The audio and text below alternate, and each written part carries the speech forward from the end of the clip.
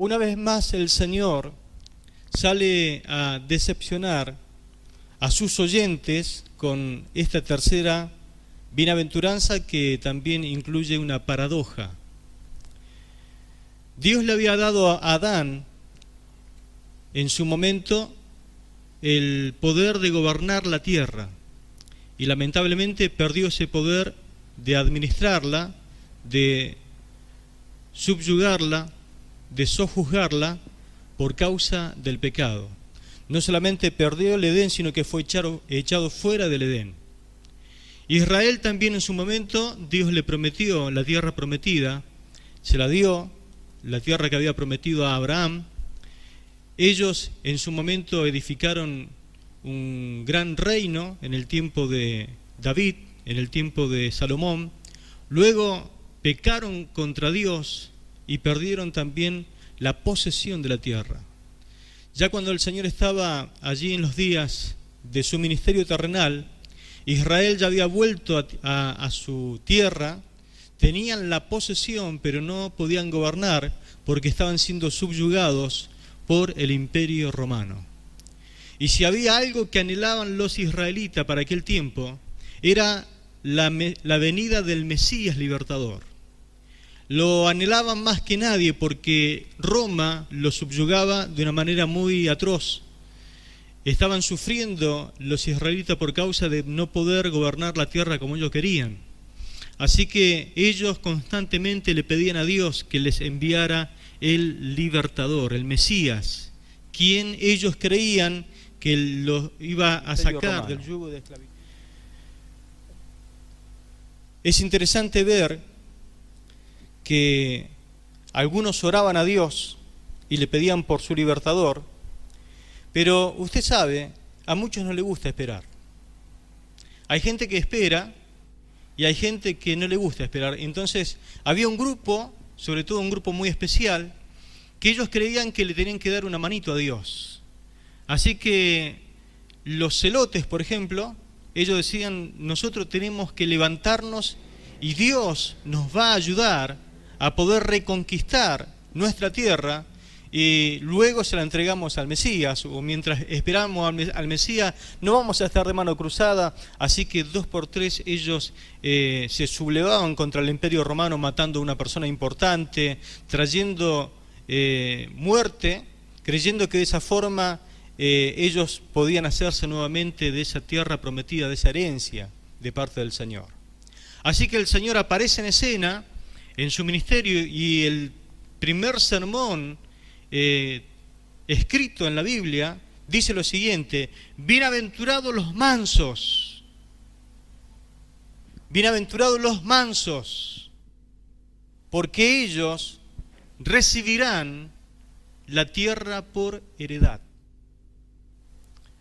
Jesús está diciendo, mi gente, la gente de mi reino, la gente que a mí me pertenece, que quiere estar conmigo, no despliega una revolución. Mi gente no son activistas políticos, no son gente religiosa encumbrada. Mi gente no ejerce el poder a través de presión mediática, no son gente de violencia. No consigue las cosas como la gente de esta sociedad incrédula. Mi gente es humilde y mansa.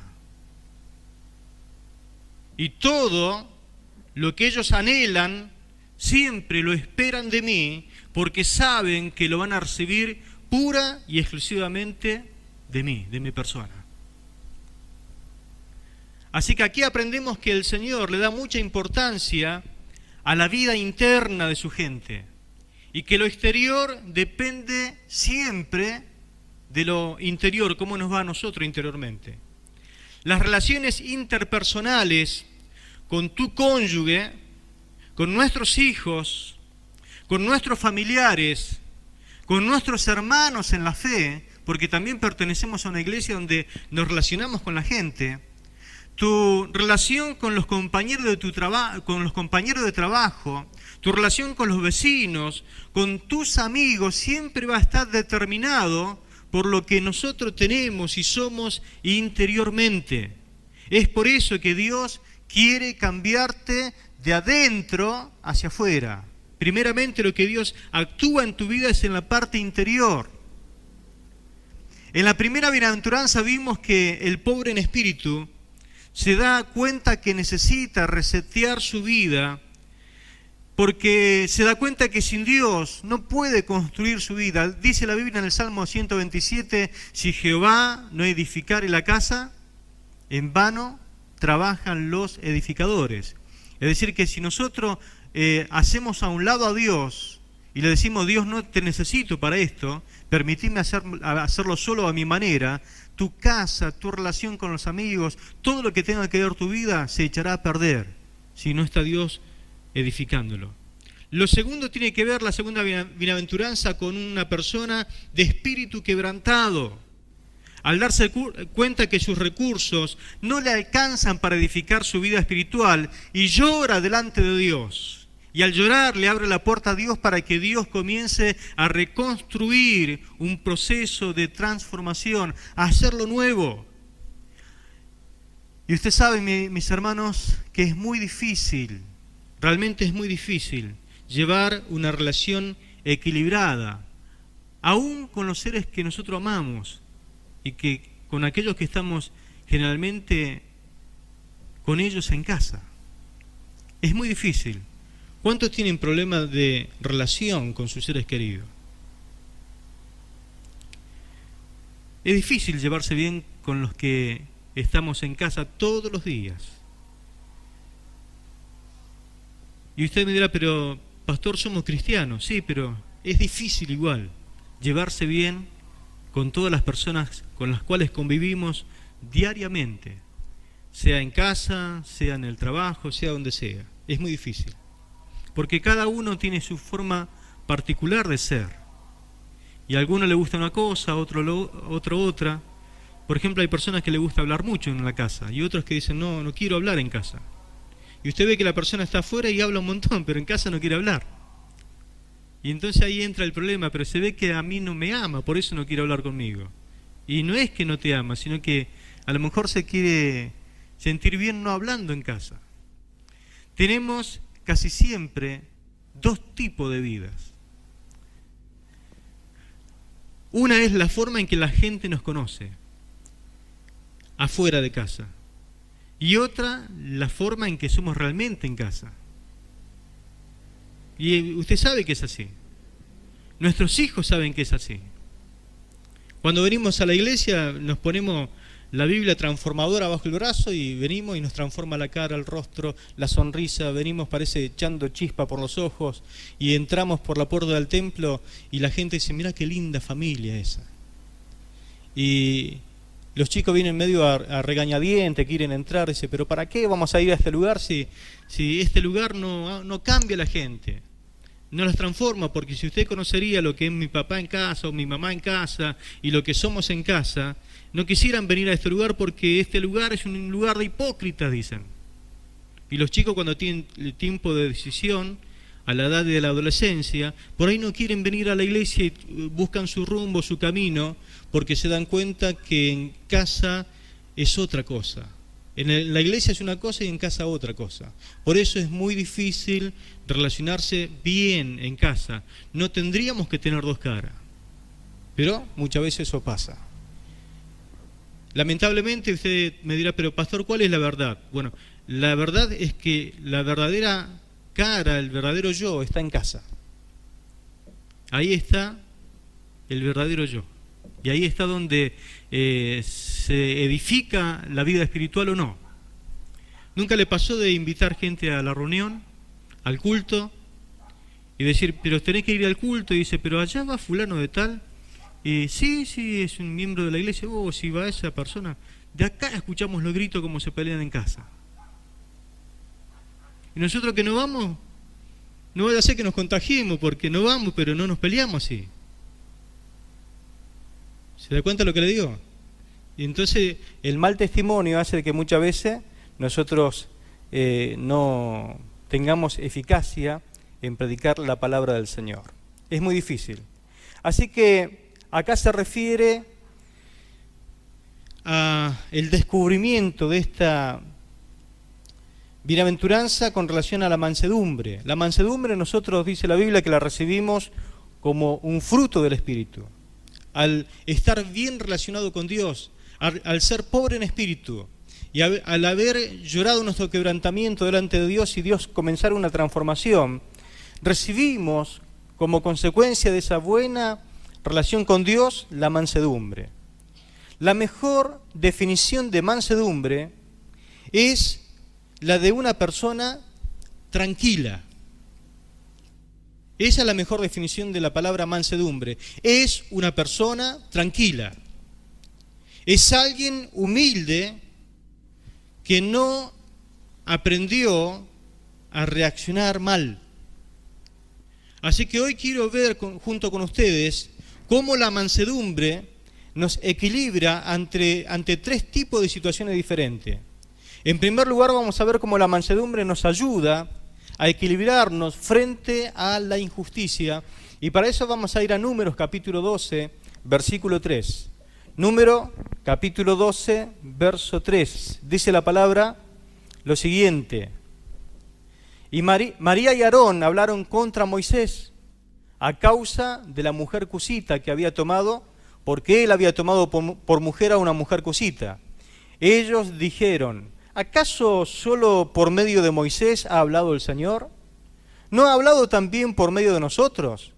Y lo oyó el Señor. Moisés era un hombre muy manso, más manso que todos los hombres que había sobre la faz de la tierra.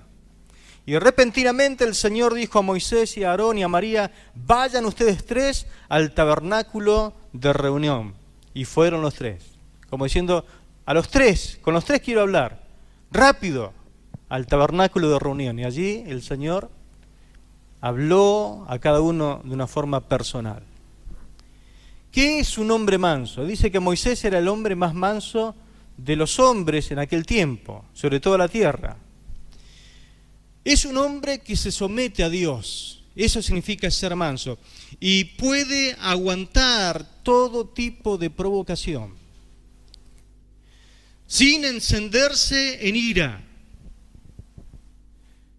manteniendo la calma, aunque interiormente parezca que es un volcán a punto de explotar, el hombre permanece tranquilo, tranquilo.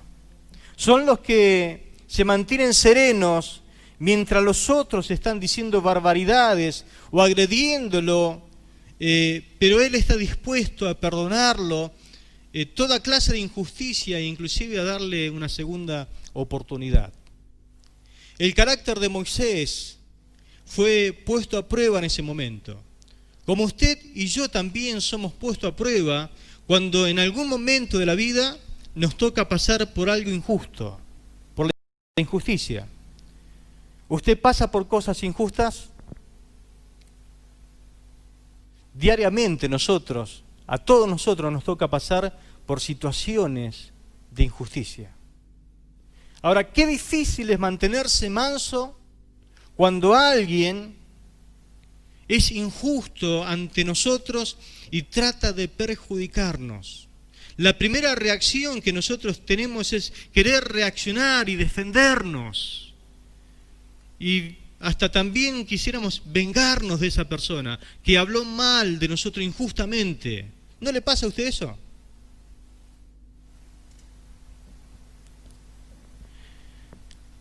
Cuando alguien nos hace algo, antes de actuar tenemos que orar por la persona. Hay veces que nosotros nos enteramos de que alguien, por ejemplo, dijo algo malo, algo injusto acerca de nosotros. ¿Qué hacemos nosotros? ¿Tenemos que ir y confrontar directamente a la persona? ¿Y si no dijo eso? ¿Si la otra persona inventó? Usted tiene que sopesar todas las cosas, ver si realmente es verdad o no. Y si usted va y encara nuevamente, y si va con el ardor de la ira, con el enojo, lo primero que usted tiene que hacer con esa persona es orar por esa persona. Orar, ponerlo delante de Dios. Y en segundo lugar, si usted sabe que es verdad, perdónelo. Una vez que usted lo perdonó, va a hablar en otro espíritu, va a hablar con mansedumbre. Usted tiene que perdonar, bendecir a esa persona. ¿Por qué bendecirlo? Porque trátelo aunque sea como si fuera su enemigo. ¿No dice Jesús que nosotros tenemos que bendecir a nuestros enemigos? Permite que el Espíritu Santo obre primero en tu vida para apaciguarte, para que te dé la mansedumbre necesaria para poder no actuar en tu carne, sino actuar bajo la guía del Señor. En el pasaje vemos que María, la hermana de Moisés, quizás él no esperaba esto de María, pero la hermana de Moisés enciende el fuego del celo, el fuego de la murmuración, el celo de la envidia, e inclusive lo mete en el tema a Aarón, el hermano de Moisés también, hermano de ella. Así que los dos hermanos carnales de Moisés hablan contra Moisés, murmuran contra él, acerca de la mujer que había tomado por esposa. Hablan mal de él, murmuran, hablan con celos, hablan con envidia, como diciendo, ¿acaso solamente Dios utiliza a Moisés en este tiempo? ¿Que solamente tenemos que sujetarnos a él, a lo que él dice? ¿Acaso Dios también no nos utiliza a nosotros? Y el tema es que Dios escucha todo. ¿Cuántos saben que Dios escucha todo lo que nosotros hablamos? Y ellos hablaron mal del siervo de Dios, de ese momento. Y Dios escuchó. Cuestionaron su autoridad. Pusieron en tela de juicio su matrimonio. Y el problema en realidad era como que no estaban aceptando verdaderamente que Dios haya elegido a Moisés como su líder sobre ellos. Así que cuando uno habla con este tipo de veneno, cuando uno habla con murmuración, habla con envidia, con celos, la Biblia dice que contamina a muchos. Permítame leer en Hebreos, el capítulo 12, fíjese qué palabra esta. Hebreos, el capítulo 12, el verso 15, dice la palabra lo siguiente: miren bien que ninguno deje de alcanzar la gracia de Dios. Es decir, que hay un momento, hay un momento de peligro acá, según el autor a los Hebreos. Miren que ninguno deje de alcanzar la gracia de Dios. Que ninguna raíz de amargura brote y cause estorbo, y que por ella muchos sean contaminados. Cuando uno tiene una raíz de amargura, cuando abre la boca y hay muchos oídos escuchando, contamina a muchos. Y eso es un mal que causamos al pueblo de Dios. Pero nosotros tenemos que reaccionar con mansedumbre. ¿Qué es la solución para no arruinar a las personas, para no arruinar la obra de Dios, para no arruinar a la gente? Aprendamos de Jesús, que Él dijo, aprendan de mí que soy manso y humilde de corazón y hallaréis descanso para vuestra alma. Es decir, que tenemos que aprender de Jesús, que en un momento dice la Biblia que Él encomendó la causa a aquel que juzga rectamente. Hay momentos que tenemos que poner, si no se resuelven las cosas, el tema en las manos del Señor para que Él haga según su voluntad. No permitas que los problemas interpersonales con tu cónyuge, es decir, con tu esposa, con tu esposo, con tus hijos o con quien sea, saque lo peor de ti.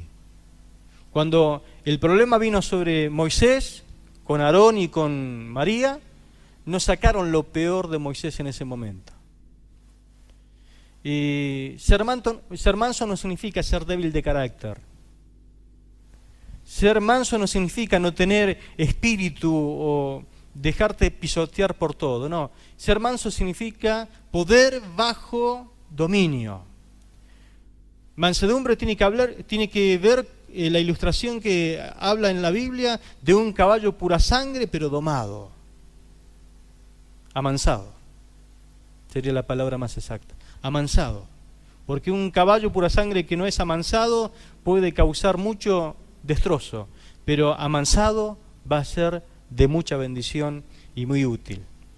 Amén. Jesús algo tiene para decirte en esta tarde. Aprende de mí, que soy manso y humilde de corazón, y vas a hallar descanso para tu alma.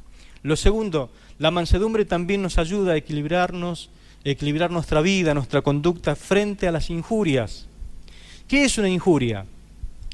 Son dichos de palabras propagadas por alguien con la intención de dañar tu dignidad y el honor de tu persona.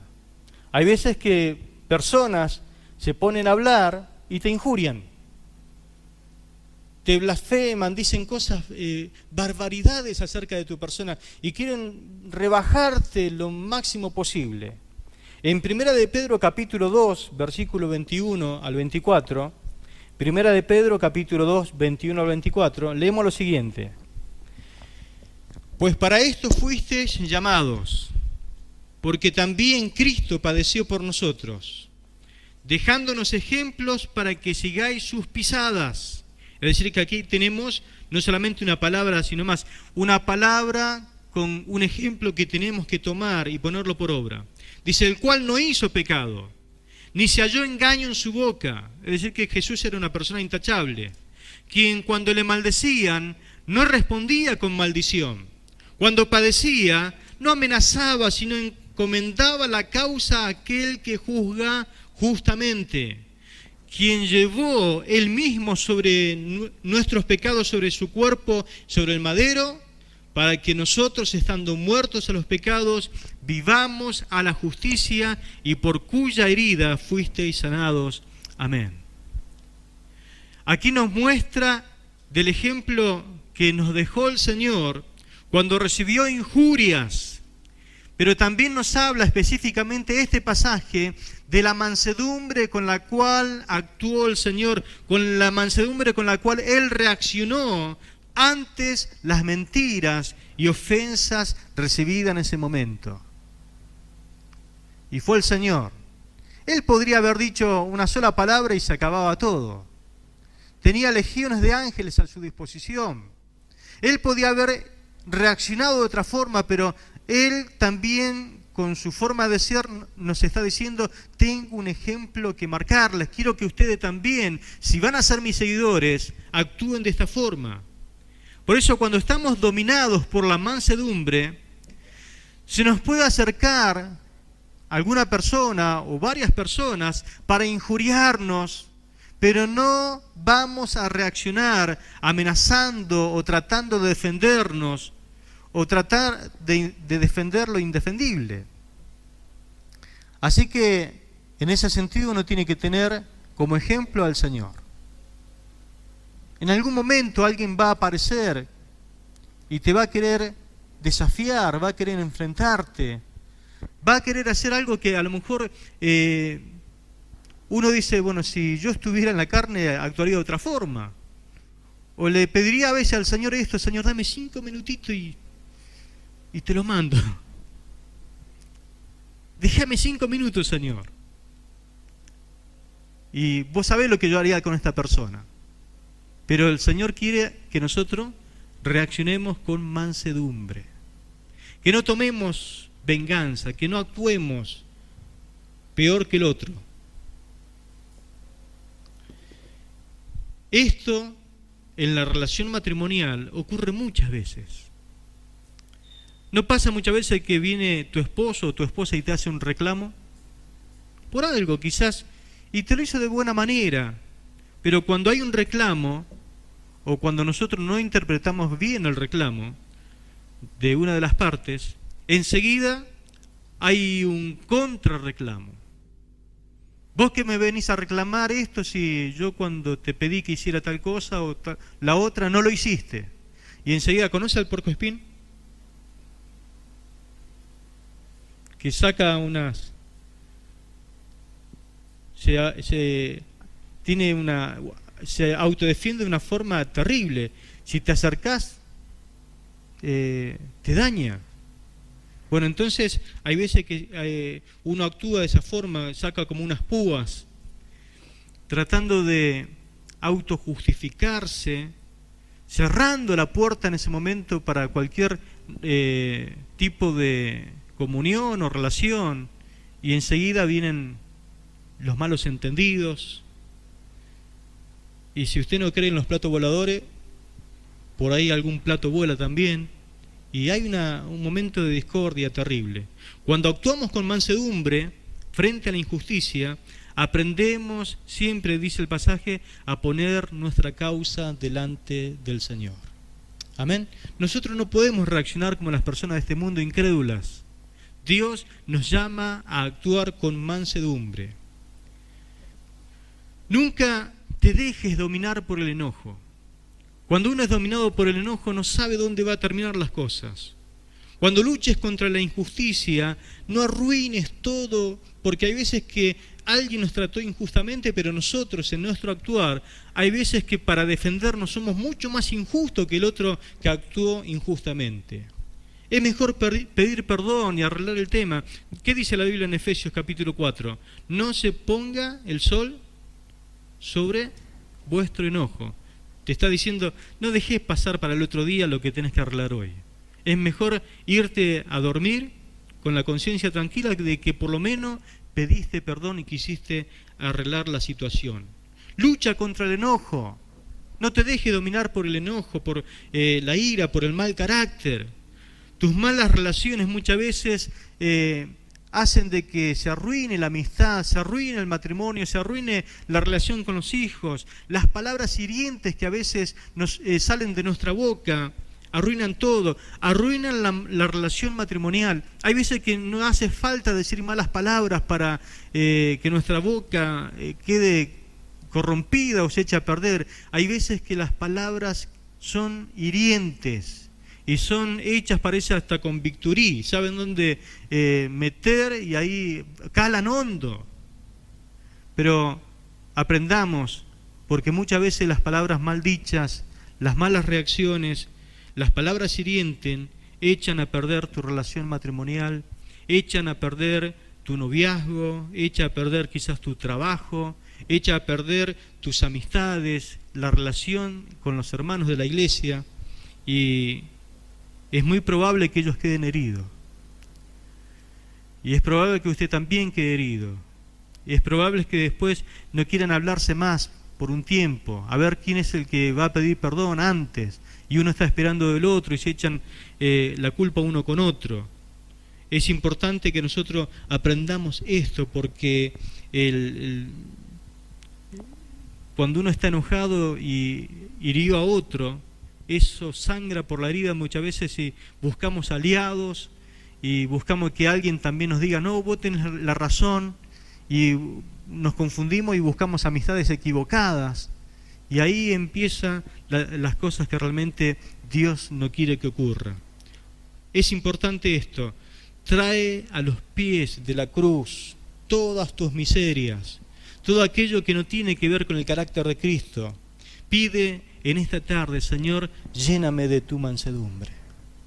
Amén. Aprendan de mí que soy manso y humilde de corazón. Lo tercero y último, la mansedumbre nos ayuda a equilibrar nuestra vida ante la idolatría. La idolatría. Vamos a Hechos capítulo 17, Hechos de los Apóstoles, el capítulo 17, versículo 16. El pasaje nos muestra a Pablo esperando a sus compañeros, a sus colaboradores en Atenas. Dice la palabra lo siguiente: mientras Pablo los esperaba en Atenas, su espíritu se enardecía dentro de él al ver la ciudad que estaba entregada a la idolatría.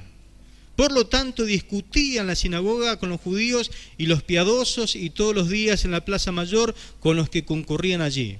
Y algunos de los filósofos epicúreos y estoicos disputaban con él. Unos decían, ¿qué querrá decir este palabrero? Otros decían, parece ser predicador de divinidades extranjeras, pues le anunciaba el evangelio de Jesús y la resurrección. Ellos le tomaron y le llevaron al Areópago diciendo, ¿podemos saber qué es esta nueva doctrina de la cual hablas? Pues traes a nuestros oídos algunas cosas extrañas, por tanto queremos saber qué significa esto. Todos los atenienses y los forasteros que vivían allí no pasaban el tiempo en otra cosa que en decir o en oír la última novedad. Entonces Pablo se puso en pie en medio del areópago y dijo: hombres de Atenas, observo que son de los más religiosos en todas las cosas, pues mientras pasaba y miraba sus monumentos sagrados, hallé también un altar en el cual estaba esta inscripción: al Dios no conocido. A aquel pues que ustedes honran sin conocerle, a este yo les anuncio. Amén. Gloria a Dios. Pablo, mientras esperaba, se puso a caminar en un areópago y allí encontró la ciudad de Atenas postrada, rendida sobre su politeísmo, es decir, adoraban todos los dioses habido y por haber, la ciudad metida en el paganismo, y vio a la ciudad sumergida en la idolatría. Y dice el texto que mientras él esperaba a sus compañeros, el espíritu de él se enardecía viendo la ciudad entregada a la idolatría. Acá adentro comenzó a haber un fuego que se estaba prendiendo y lo quería hacer que Pablo lo iba a llevar a reaccionar frente a esa situación. No sé si conoce alguno, pero hay algunos que cuando ven algún altar levantado por ahí, es como que se vuelven medios celotes y quieren destruir a las imágenes, quieren prenderle fuego. Y nuestro país está lleno de idolatría. ¿Cuántos saben esto? Nuestro país es idólatra. Basta salir a la ruta, no sé si alguna vez viajó, pero prácticamente yo he recorrido el país de punta a punta. Cuando uno va y no puede creer lo que puede ver allá en el hemisferio sur, a lo último, ya llegando a la punta de nuestra nación, hasta por allí hay altares al Gauchito Gil, hay de punta a punta de nuestra nación, de norte a sur, de este a oeste, altares que se levantan a San La Muerte y también a la difunta Correa. Esos son los tres que casi siempre están proliferando en lo que es la ruta solamente, hablando de las rutas. Kilómetros y kilómetros usted puede recorrer y siempre va a encontrar por allí algo. Ahora, el espíritu de uno se enardece porque uno sabe que esto es algo diabólico, que la gente misma está volcada a estas cosas y en nuestro corazón hay un deseo de poder erradicar esto de las personas porque uno sabe lo mal que hace sobre las personas y que realmente esto no tiene nada que ver con el Dios verdadero. Pero la mansedumbre es necesaria para no atacar a las personas, sino para ver de qué forma yo puedo hacer para que se abra una puerta para predicar la palabra del Señor. Como hizo Pablo, él miró, indagó, se fijó, y dijo, acá encontré algo. Esto adoran a un Dios, por la duda, no conocido.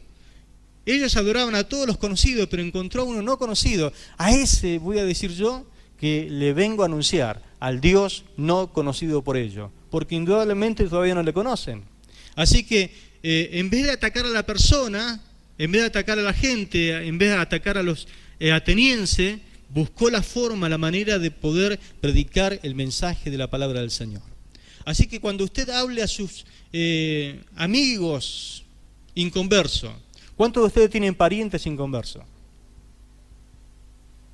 Tenemos un montón de parientes inconversos metidos en ¿qué? En la idolatría, metido en la hechicería, metido en un montón de cosas que uno sabe que no hace bien, sino que perturba espiritualmente.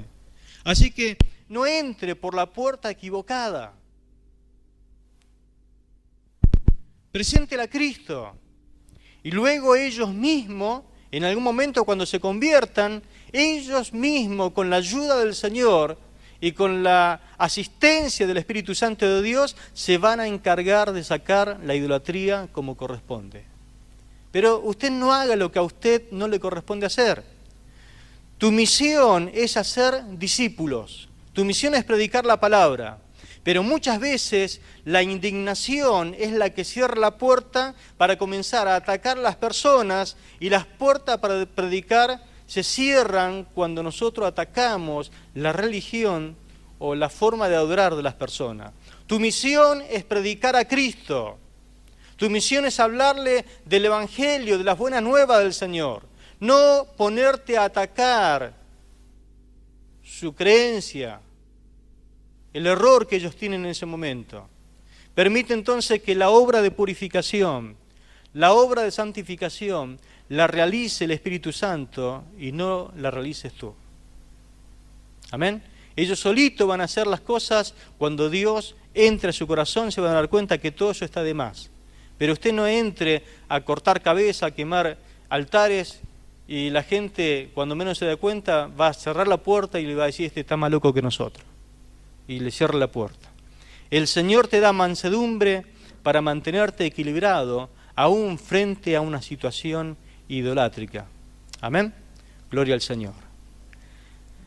¿Has lastimado alguna vez a un familiar tuyo, a un ser querido tuyo, a un amigo, a algún allegado, con tus explosiones de ira, con tu enojo, frente quizás a la injusticia?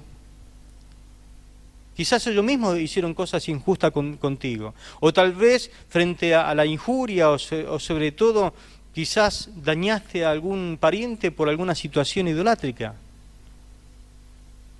¿Qué fue lo que faltó? Mansedumbre. Mansedumbre. La situación pudo más que vos. Dios quiere que la situación no te domine, sino que tengas tranquilidad, que apacigües la situación. Has dejado a alguien herido quizás en tu hogar por tus agresiones. Las heridas tienen la capacidad de paralizar a la persona por años. Hay hijos que no se levantan más de su estado porque lo herimos, los hemos herido, y quieren progresar, y quieren seguir, y quieren avanzar en la vida, pero no logran hacerlo por causa de las heridas. Las heridas paralizan. Hay esposos que han paralizado a las esposas, la han dejado herida. No, quieren avanzar pero no pueden, porque es tan grande la herida que no pueden avanzar. Hay esposos heridos por lo que su esposa dijo, lo hirió, entonces no puede avanzar. Y así hay hermanos heridos, hay pastores heridos, hay gente herida por todas partes. Pero tenemos que en esta tarde decirle: Señor, dame mansedumbre, dame mansedumbre. Hay algo que la Biblia habla y es del perdón. El perdón es sanador. Es una palabra cortita, pero parece en algún momento que no la queremos ni mencionar. La palabra perdón. La palabra perdón sana. Por eso dice Santiago 5:16 lo siguiente: por eso confiésense unos a otros sus pecados y oren unos por otros para que sean sanados. La oración del justo es poderosa y eficaz. Perdón no significa decir que lo que hizo la otra persona está bien. No, el perdón actúa para mí, me sana a mí. Le da la posibilidad que la otra persona a lo mejor pueda escribir otro tipo de historia en la mía. Pero no significa que yo voy a justificar lo malo que actúa la otra persona. Le estoy diciendo: te perdono porque es lo que Dios me pide que yo haga. Es decir, yo actúo el perdón por obediencia a Dios. Porque si Dios me perdonó a mí la gran deuda que yo tenía con Él, ¿quién soy yo para no perdonar a aquel que me debe menos? Pero al fin y al cabo te debe, pero mucho menos de lo que vos le debías a Dios. Tenemos nuestros hogares, y aún el hogar de muchos cristianos, lleno de enfermos. Lleno de enfermos. ¿Cuesta pedir perdón? Claro que cuesta, pero la Biblia dice que es lo indicado, es el remedio indicado. Por eso, la tercera bienaventuranza dice, bienaventurados los mansos. Amén. Los tranquilos, los que no reaccionan frente a los problemas de una forma carnal o haciendo justicia por su propia mano, no. Encomiendan todo al Señor y permiten que el Señor actúe.